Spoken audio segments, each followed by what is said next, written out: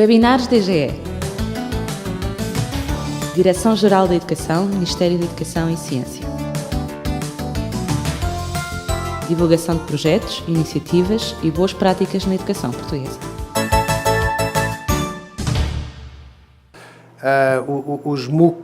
O MOOC é uma sigla que está na moda.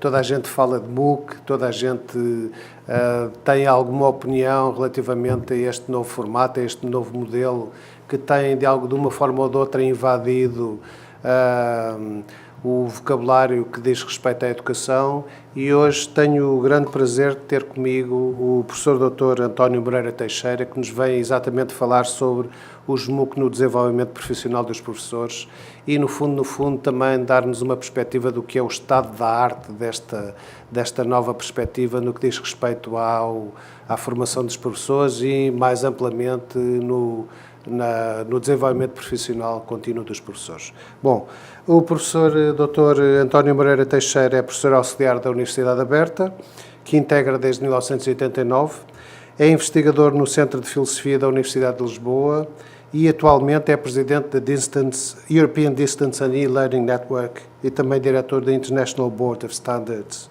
for Training, Performance and Instruction. Foi pró-reitor para a inovação em ensino à distância na Universidade Aberta, tendo concebido e coordenado a estratégia de transformação da instituição numa universidade totalmente online. Foi também coautor do primeiro modelo pedagógico institucional para cursos abertos, massivos, online, conhecido no mundo. Doutor em Filosofia pela Universidade de Lisboa, tem-se dedicado especialmente à área da educação aberta, à distância e e-learning. Neste domínio, integra o Comitê Científico de mais de uma dezena de revistas internacionais e participou em mais de uma dezena de projetos de investigação europeus. Professor, muito obrigado por estar connosco. Gostava que nos desse a conhecer este novo modelo, este novo formato de cursos que tem como público um público bastante alargado, imenso, aliás, em alguns dos MOOCs que já foram postos em marcha e, portanto, venho agradecer mais uma vez a sua colaboração para falar sobre esta temática no âmbito dos webinars da Direção-Geral da Educação. Bom, muito obrigado, desde logo, pelo convite, pelo amável convite. É para mim um grande prazer e uma grande honra também poder participar nesta iniciativa e, enfim, de certa maneira, dar o meu contributo para uma discussão, o início de uma discussão, de certa maneira, ou um reinício de uma discussão no nosso país também sobre este novo fenómeno que é, de facto, como tinha dito, um fenómeno surpreendente, ao mesmo tempo, pela rapidez e pelo impacto que já conheceu, mas, ao mesmo tempo, um fenómeno imparável. E neste sentido, se neste momento poderemos perguntar-nos se daqui por alguns anos os MOOC, digamos assim, continuarão a ter o impacto que neste momento parecem ter, uma coisa é certa, algum tipo de consequência irá ter, pelo tipo de transformação que está, no fundo, a provocar, mas também, e eu acho que este é o aspecto talvez mais interessante de todo o fenómeno, o que é absolutamente claro é que este fenómeno tem permitido, de certa maneira, disseminar de modo definitivo a educação online. E, portanto, creio que hoje em dia a educação online é algo que é absolutamente normal, absolutamente, digamos que, utilizando a linguagem internacional, mainstream, e não é mais um pequeno, maior ou menor, reduto, portanto, uma atividade complementar de que as instituições educativas desenvolvem. Não, ele é um aspecto essencial da sua própria atividade. E é preciso levar em conta, sem dúvida nenhuma. Exatamente. Claro que os MOOC colocam, para além da questão da educação online, duas grandes questões igualmente essenciais, que são a questão da abertura e a questão da escala. Ou seja, a educação online pode ser feita de modo relativamente próximo, digamos assim, da nossa experiência tradicional. Quando refiro próximo, não é que não tenha e não implique uma pedagogia própria, características próprias, mas quando digo próxima tem a ver com o ambiente mais ou menos controlado do ponto de vista até espacial, portanto, da constituição de uma comunidade, que é a comunidade com que trabalhamos, Portanto, o espaço de sala de aula, no fundo, aquela comunidade, a turma, digamos assim, aquela comunidade com que trabalhamos, aquela comunidade de estudantes e o professor, obviamente.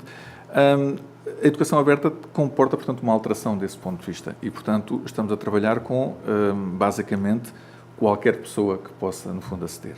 Esta situação cria do ponto de vista, inclusivamente, da estrutura da prática docente, uma alteração cultural significativa. Não só o professor não pode controlar tudo o que se passa, digamos assim, ele, de certo modo, já não controla, mas, enfim, existe um pouco essa ideia.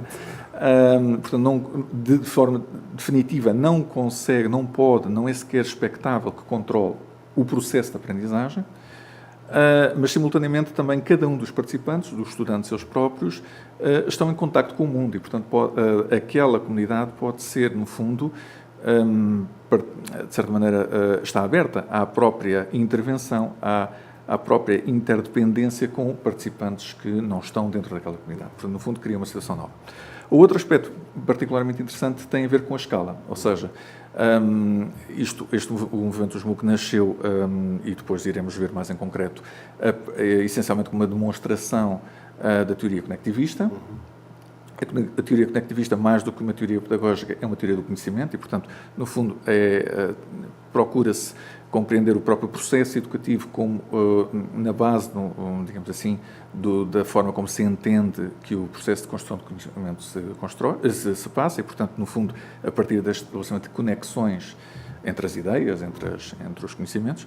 E, portanto, nesse sentido, o que está aqui em causa é a capacidade de escalar, ou seja, uma comunidade em que é possível escalar e, portanto, ganhar uma dimensão muito maior, à partida tem maior potencial de desenvolvimento. Enfim, de uma forma um pouco simples, é um pouco isto que está em causa. Bom, estes dois fenómenos juntaram-se na criação desta nova realidade, que são os MOOC. Há aqui um aspecto importante, eu creio que se pode ver neste primeiro slide que apresentamos, um pouco este tipo de realidade complexa.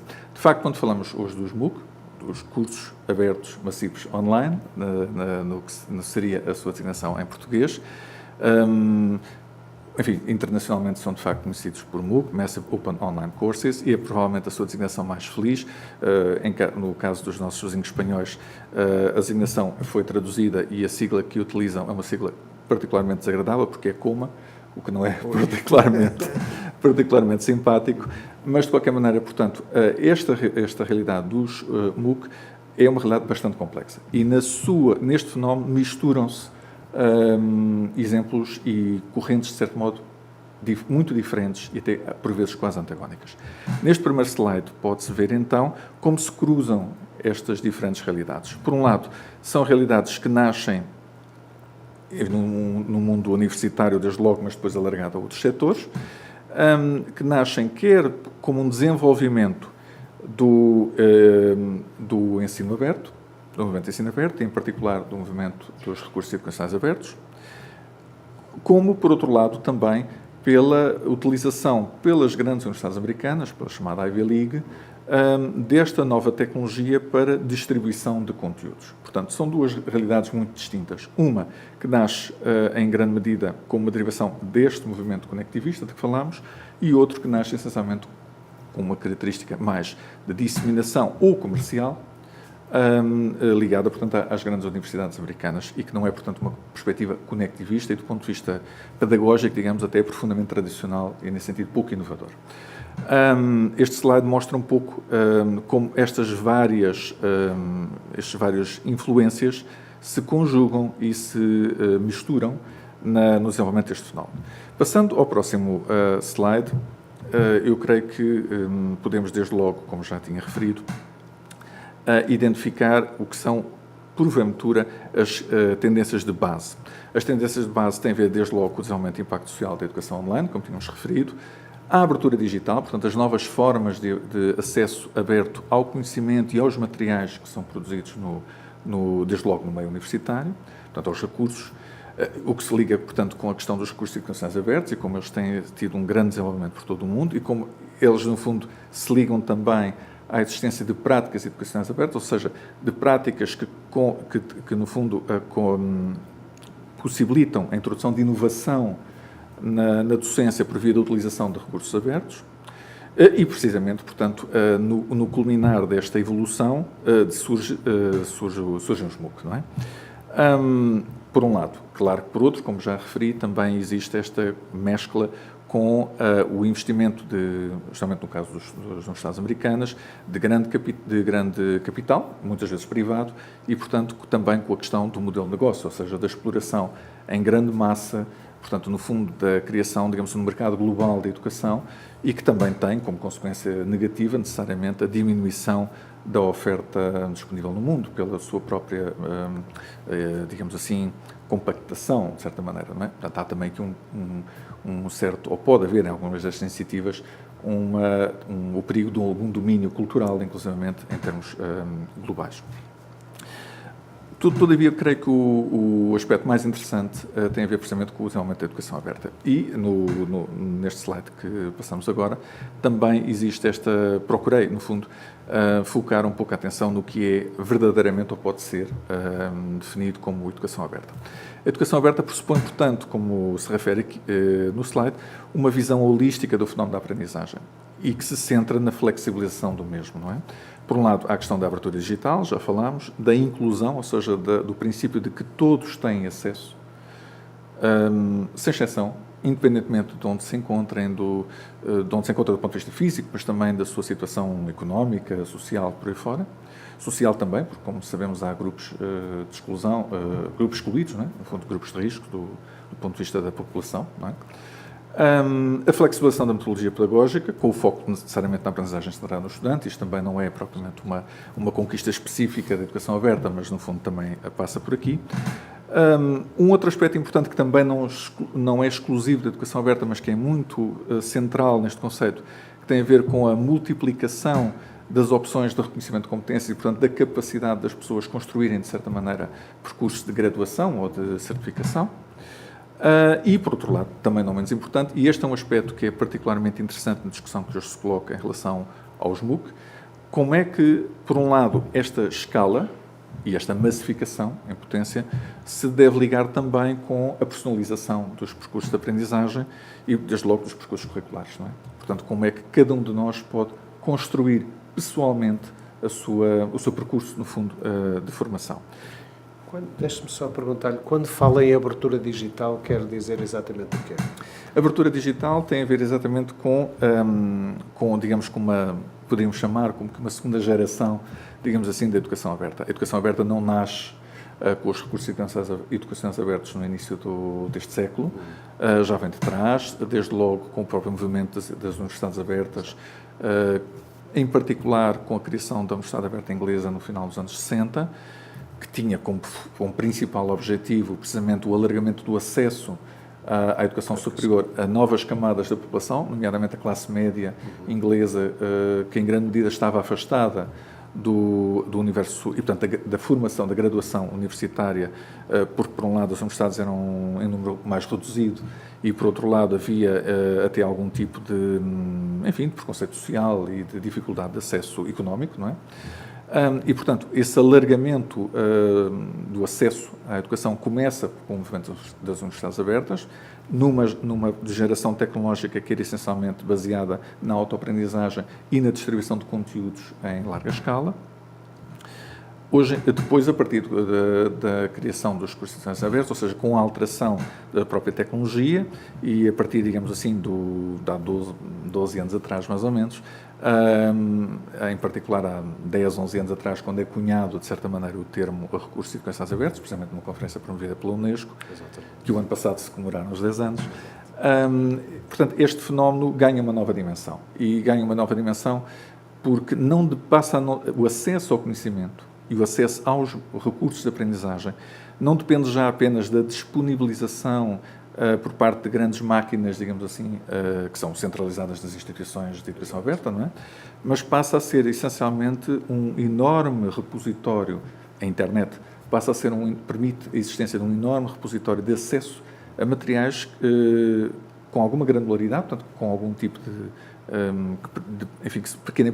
permitem pequenas aprendizagens, são muito moduláveis e que permitem individualmente cada um de nós construir o seu próprio percurso de aprendizagem, seja formal ou não formal. Em particular, desde logo, não formal ou informal. Não é? Este slide que agora temos permite um pouco, voltando à questão anterior, precisamente fazer essa cronologia, não é? Começando, vindo de trás com a evolução da educação aberta, da Open Education, que tem a ver, no fundo, centra-se a partir do início da década anterior com o movimento dos recursos de educação abertos e de como ele, no fundo, as próprias universidades abertas europeias, desde logo a Open University inglesa, trazem esse fenómeno. Como sabemos, o fenómeno começa por uma iniciativa também do MIT, não é? Exato.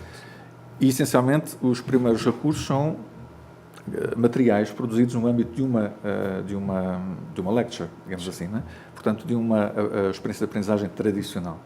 A Open University inglesa e as universidades abertas europeias, a partir de meados da década, trazem uma nova componente, que é precisamente a componente da pedagogia. Ou seja, estes recursos passam a ter embutidos, digamos assim, no seu processo de construção, princípios pedagógicos de ensino à distância. E, portanto, há este cruzamento entre as duas tradições. E isso acaba por conduzir, a partir de 2008, ao desenvolvimento, quando se liga com a teoria conectivista, aos MOOC conectivistas, aos chamados CMOOC, como a gente entendemos, utilizando a terminologia que foi cunhada pelo Sir John Daniel. A partir de 2010-11, como sabemos, há depois o fenómeno dos chamados ex-MOOC, ou seja, de todos os MOOC que nascem das universidades americanas. E a partir daqui depois há toda esta diversidade de que falávamos, não é? Bom, no slide depois, como material complementar, podem depois ter acesso a um conjunto, enfim, com mais atenção, e que podem ler com mais atenção e com calma, algumas das características que diferenciam precisamente este tipo de iniciativas. Neste quadro, neste slide, permite-se precisamente ter acesso a essa tipologia. E agora, creio que também era importante, tendo em conta esta evolução, falar um pouco do que é a experiência europeia. Ou seja, é um fenómeno que nasce claramente a partir dos Estados Unidos, melhor, voltando atrás. Claro que nasce no Canadá com o movimento exato. Conectivista, mas nasce de um modo relativamente com pouco impacto. Ou seja, tem um grande impacto junto à comunidade de investigação, mas não tem, nem por sombras, o impacto que veio a ter mais tarde no meio académico internacional. Esse impacto nasce claramente com o desenvolvimento das iniciativas norte-americanas. E porquê? Bom, mais uma vez, porque, no fundo, há uma diferença em relação ao próprio prestígio da instituição. Claro que neste mundo da educação aberta, o prestígio institucional é importante, como é também o prestígio do próprio professor. É interessante, e o modelo americano nasce muito de uma espécie de star system, em certa medida. O melhor professor, o melhor especialista, o melhor investigador partilha os seus conteúdos e, então, certamente, ele será o melhor dos cursos. E, na resposta europeia, digamos assim, as universidades abertas europeias, em particular, que lideram essa resposta, dizem, pelo contrário, o conteúdo mais bem desenhado, portanto, digamos, o material pedagogicamente mais bem desenhado é o que permite a melhor aprendizagem. De uma forma um pouco simples, há um pouco este contraste. Esta dicotomia, não é? Pois. No fundo, é interessante porque, sendo a iniciativa, tendo os CMOOC, os ex-MOOC, perdão, portanto, todo este impacto mundial que transformou, enfim, este fenómeno no fenómeno da moda, digamos, não há nenhuma universidade que não queira desenvolver um MOOC, como é óbvio. Claro que colocou às universidades europeias, à própria Comissão Europeia, um desafio evidente, não é? Como é que se responde perante esta nova situação, perante esta revolução, em certa medida? A resposta foi um pouco, não respondemos do mesmo modo, não vamos imitar as características da iniciativa americana, vamos, no fundo, apresentar aquilo que é mais próprio e é mais condicente com a tradição europeia neste domínio. Esta iniciativa de que agora podemos conferir no slide, que é Open Up Ed, foi precisamente um pouco o primeiro momento dessa resposta. Ou seja, em particular as Universidades Abertas Europeias, uma vez mais, lideraram uma resposta. A Open University inglesa tem a sua própria iniciativa, que é a Future Learn, mas também está associada a esta. E esta iniciativa vem, portanto, no fundo, responder um pouco a este fenómeno com um enfoque diferente. Ou seja, o enfoque não está na enorme, digamos assim, qualidade, isto é, na qualidade, neste sentido, não na vedeta, digamos assim, no professor, não, portanto, no enorme prestígio da instituição, está na qualidade do que se está a oferecer. E, portanto, o enfoque desta iniciativa não é, ao contrário, por exemplo, das iniciativas americanas, que basicamente oferecem uma plataforma de distribuição. No fundo, o que elas oferecem é uma plataforma, não é? E, portanto, as universidades são convidadas a utilizar essa plataforma, pagando por isso também, para distribuir os conteúdos, embora depois, obviamente, os estudantes não paguem pelo acesso aos cursos, poderão pagar pela certificação quando os completem. No caso europeu, a situação desta iniciativa em particular é distinta, ou seja, o foco foi na qualidade do que se está a oferecer e, portanto, não na plataforma. A OpenUp não tem uma plataforma própria. O que ela faz é uma agregação, portanto, é um portal agregador das várias iniciativas das universidades europeias que se juntaram a esta associação, digamos assim. De alguma forma, existem modelos de negócio diferentes nos Estados Unidos e na Europa também? Sim, eles ainda se estão a formar, mas basicamente existem modelos de negócio já consolidados nos Estados Unidos, essencialmente modelos de negócio que, no caso dos ex-MOOC, que são os mais, digamos assim, mais desenvolvidos, se dividem entre, por exemplo, o caso do Coursera, que é uma iniciativa comercial, e, portanto, o modelo de negócio é o de vender certificações de última análise, embora com uma escala de tal maneira massiva que permita depois, digamos assim, o retorno financeiro. Claro que as universidades também pagam para ter lá os cursos e isso também é uma fonte de receitas. E, portanto, esse é um modelo. Outro modelo é o edX, que é uma iniciativa liderada por MIT e Stanford, mas no fundo é uma iniciativa de natureza mais institucional, e aí o enfoque é, no fundo, na consolidação do prestígio institucional e, no fundo, o retorno financeiro é conseguido pelo número de ingressos superior que vão conseguir nas suas próprias universidades e nos seus cursos, digamos assim, na sua oferta tradicional. Bom, claro que estes modelos ainda estão em ajuste e tudo isto ainda é flexível.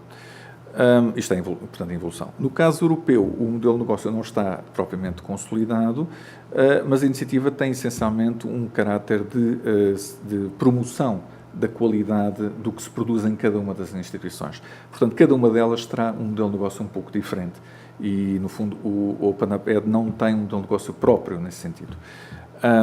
Será que cada uma das universidades, com características diferentes, o tem. Podemos passar eventualmente a um caso concreto e eventualmente mais exemplificativo do que no fundo se procurou com o OpenUp.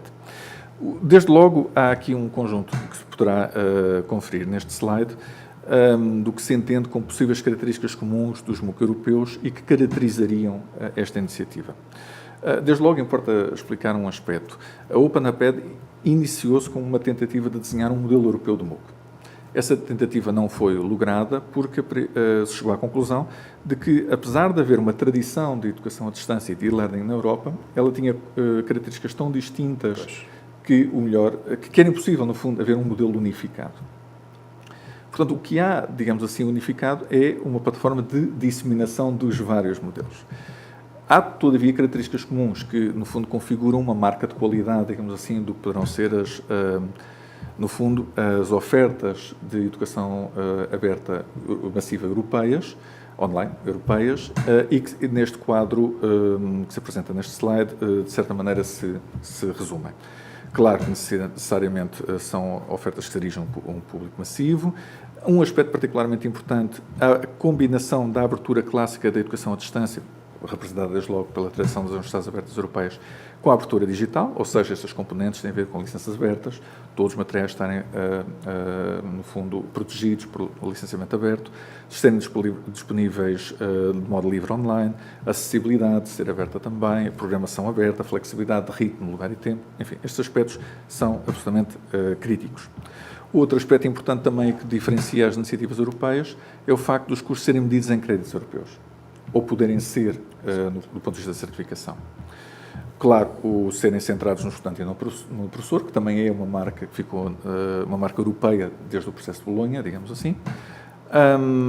O facto dos materiais serem inclusivos, ou seja, permitirem o acesso realmente a todos, e de serem de grande qualidade, e, portanto, a questão é, o que é de grande qualidade são os materiais e os recursos, não é necessariamente o professor que os constrói, portanto, o foco não é no investigador, é na pedagogia, digamos assim, na metodologia que é utilizada, e depois outras características de modo mais, enfim, digamos assim, mais específico, o facto de, nomeadamente, verem os materiais devem ter componente multimédia e devem também comportar uma comunidade, ou uma rede de aprendizagem livre associada. Outro aspecto importante tem a ver com a própria utilização de badges para certificação. Não é? Portanto, é uma nova forma de certificação, para além de oferecerem também certificação formal com custo. Um exemplo típico destas características é representado pelo modelo iMOOC, que foi desenvolvido em Portugal.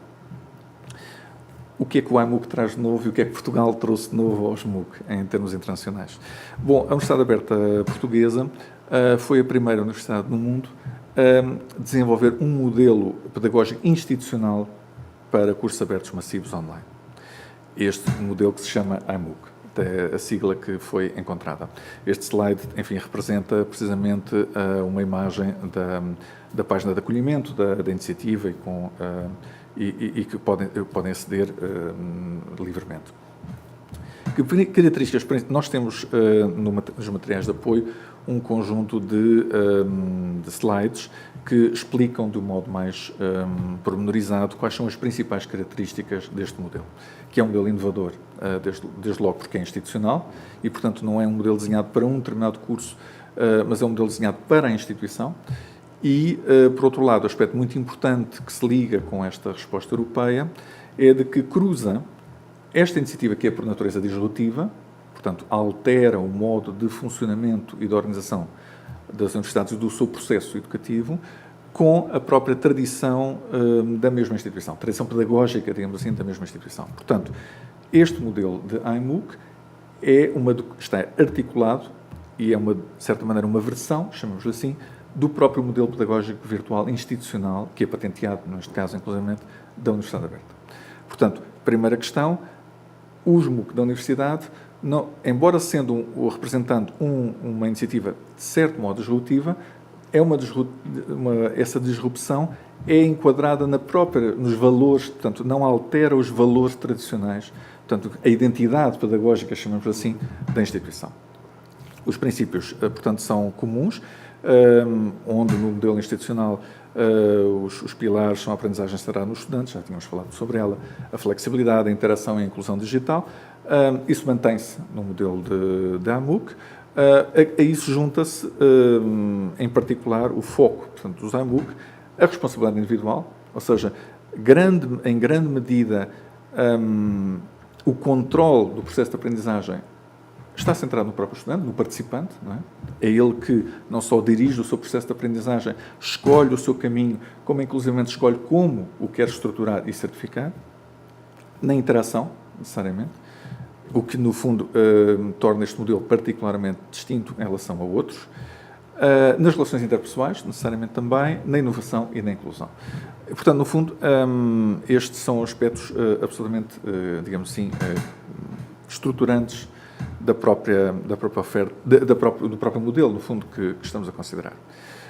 De modo muito simples, porque estas características podem ser encontradas nos próprios slides que estamos a apresentar em complemento, quais são 3 ou 4 aspectos caracterizadores. Desde logo, um aspecto caracterizador é o da abertura. Segundo este modelo, a transparência, o grau de transparência do processo é muito elevado, com as suas consequências positivas e negativas, como é óbvio. Mas, portanto, é uma característica fundadora. Ou seja, todo o processo de aprendizagem é visível pelo exterior. Qualquer pessoa, mesmo não estando registada no curso, pode acompanhar o que se passa dentro do curso. O que é que distingue portanto, um participante registado num curso, digamos assim, de alguém que o não é? o facto de alguém que é registado poder interagir diretamente com os colegas e com o professor, enfim, a equipa docente, de modo, portanto, que lhe permita, desde logo, não é, publicando nos espaços institucionais. O que não é possível fazer por quem não está registado. Quem não esteja registado, claro. Mas quem não está registado pode também publicar, comentar e, portanto, no fundo, interagir de algum modo nos espaços alternativos. Ou seja, esse é outro aspecto também. Neste modelo existe uma localização central, digamos assim, do curso. Portanto, há uma plataforma, chamamos assim. Essa plataforma, no nosso caso, é uma integração entre um ambiente social, ELG, um ambiente social aberto, ELG, e uma plataforma também aberta, que é muito conhecida de todos nós, que é a Moodle. É o Moodle. Portanto, no fundo, é na integração destes dois ambientes, duas aplicações, que se construi um ambiente de aprendizagem. Esse ambiente, portanto, como referi, é transparente, ou seja, é acessível por participantes não registados. Todavia, para além, portanto, estando o curso sediado, digamos assim, nesse espaço, cada participante pode construir o seu próprio ambiente pessoal de aprendizagem, portanto, o seu próprio PLE, digamos assim, e, portanto, no fundo, pode publicar, pode estender, digamos assim, esse curso para além deste espaço central. E o que permite também que a interação possa também ser feita por via dessas ferramentas. Portanto, o curso não existe apenas naquele ambiente, ele alarga-se a outros ambientes. O que também aqui é importante é que a característica deste modelo é como ele não é baseado numa plataforma, ele pode utilizar várias em simultâneo.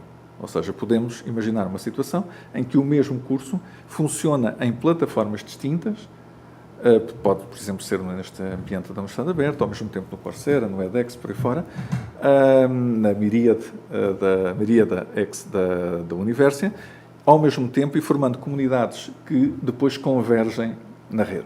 Isto é possível, não é? Uma espécie de agregador. Exatamente. Portanto, no fundo, é um modelo que no fundo, se foca no método da aprendizagem e no método de aprendizagem e não no processo pedagógico e não propriamente na infraestrutura tecnológica. Outro aspecto que também me parece particularmente interessante, que é inovador em relação a outros modelos, é precisamente o aspecto, já referimos a questão da transparência, tem a ver com a questão da interação. Ou seja, à semelhança do que a Universidade Aberta ela própria instituiu no seu modelo pedagógico institucional, existe um momento de ambientação prévio ao curso. No caso do modelo LIMOOC, o que significa é que no percurso, portanto, no espaço do curso, há uma primeira semana ou 2 semanas, consoante a duração do curso, a que são especificamente dedicadas digamos assim, à familiarização dos participantes, quer com o modelo pedagógico, quer com as ferramentas e, portanto, permite a criação de uma comunidade antes ainda mesmo de contactarem com os conteúdos. Isto é particularmente interessante porque, sendo estes cursos baseados na interação da comunidade, a comunidade tem que se criar o mais rapidamente possível e para se tornar sustentável. E, portanto, nesse sentido, a existência deste primeira semana ou 2 semanas de período, este módulo, digamos assim, de ambientação, permite precisamente a geração e consolidação de uma comunidade de aprendizagem que depois, ao contactar com os conteúdos, se sustém, tem uma sustentabilidade muito mais consolidada. De quebrar o gelo. Exatamente. E, portanto, cria, desde logo, relações pessoais, relações de troca, de partilha e até, no fundo, amizades, que tornam depois possível mais facilmente a sustentação desta comunidade. Um outro aspecto que me parece interessante também tem a ver com, precisamente, a avaliação. Que é um dos aspectos absolutamente essenciais, como sabemos, neste tipo de experiências. No caso deste modelo em concreto, o estudante, ou o participante, como nós preferimos designar, tem a possibilidade de escolher o modo como quer ser avaliado e não só escolher o modo como quer ser avaliado, como escolher se quer ou não ser avaliado. Ou seja, neste tipo de comunidade, como no fundo de experiência, que tanto pode ter um caráter não formal, como informal, como também formal, o que acontece é que, perante o mesmo conjunto de materiais, e que depois podem ser enriquecidos, porque cada participante pode também trazer os seus, e, portanto, haver um alargamento do próprio conjunto de recursos que estão disponíveis, não é? Portanto, nesse sentido, o próprio participante pode querer ter apenas uma experiência de contacto com os recursos e fazer a sua própria autoaprendizagem sem querer ser avaliado.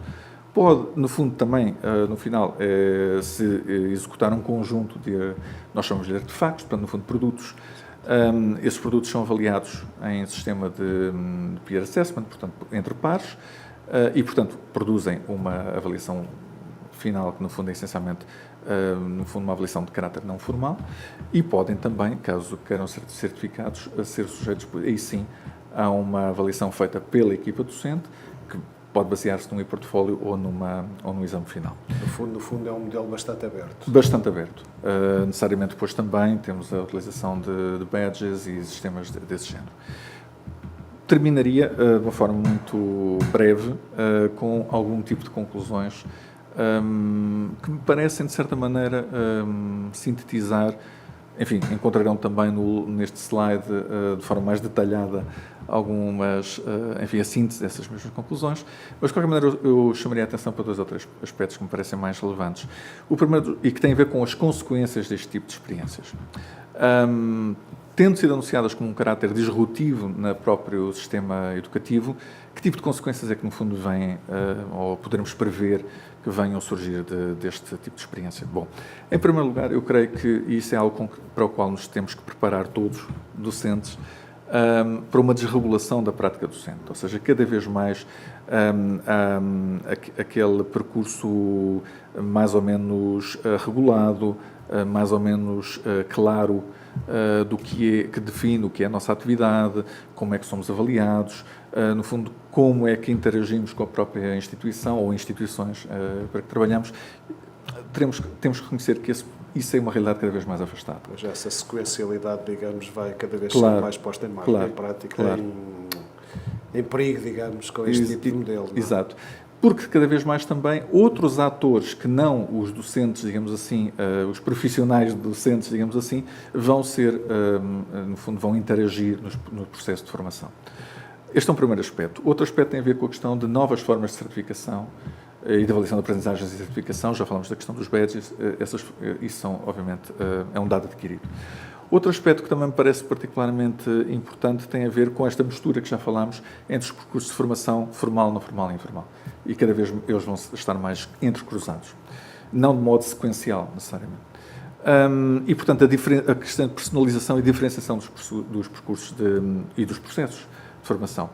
E, por fim, um aspecto que também me parece particularmente importante, que tem a ver com a escala e a globalização da oferta educativa e como, no fundo, cada vez mais vamos estar sujeitos à concorrência, chamamos-lhe assim, da oferta existente em termos internacionais, portanto, o que os outros fazem, e como nós próprios podemos encontrar estudantes e, no fundo, formandos em outros países, independentemente da sua nacionalidade, independentemente até da sua língua, não é? E eu creio que isso é muito importante, portanto, compreendermos este fenómeno de globalização e de interdependência global, que necessariamente não é novo, não é? Mas que agora vai ter um processo de desenvolvimento muito mais rápido e claramente intenso, eu diria. Muito bem.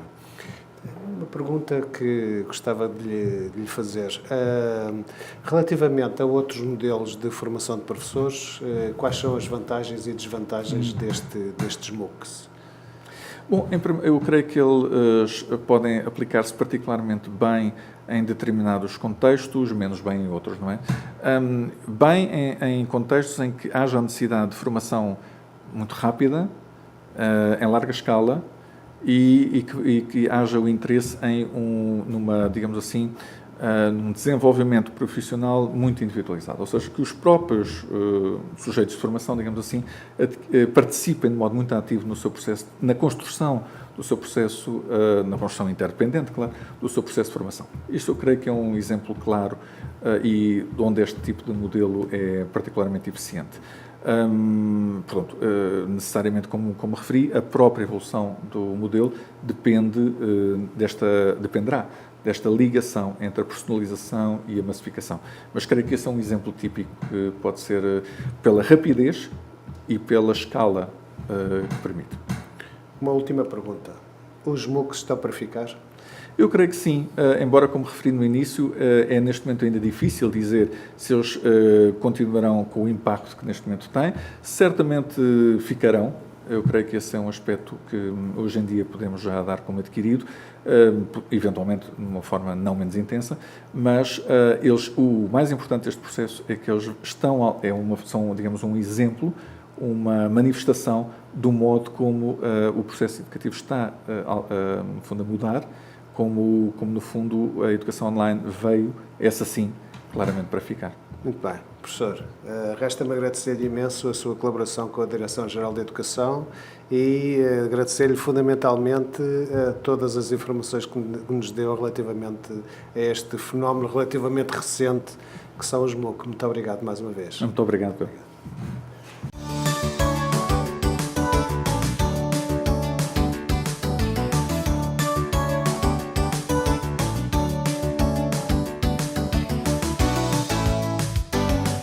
Webinars DGE. Direção-Geral da Educação, Ministério da Educação e Ciência. Divulgação de projetos, iniciativas e boas práticas na educação portuguesa.